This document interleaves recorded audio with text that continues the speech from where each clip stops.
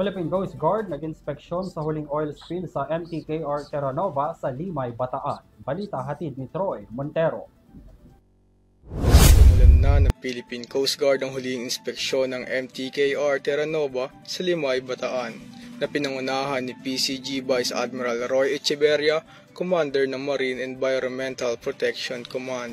Ayon sa ulat ng contracted Salvor Harbor Star, nakalikom sila ng nasa higit 1 milyong litro ng langis at karagdagang 17,725 kilo ng oil waste na kumakatawan sa 97.43% ng rate ng pag-recover nito.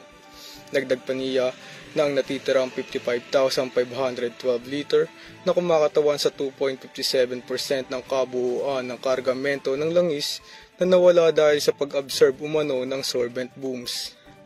Samantala, sinabi naman ng Incident Command Post na nagsagawa rin ng huling stripping operation ang Harbor Star upang matiyak na wala ng langis ang matira sa mga cargo oil tank.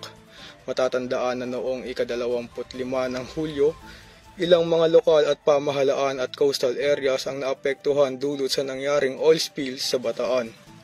Para sa Euro TV News, Troy Montero, sumasaludo sa bawat Pilipino.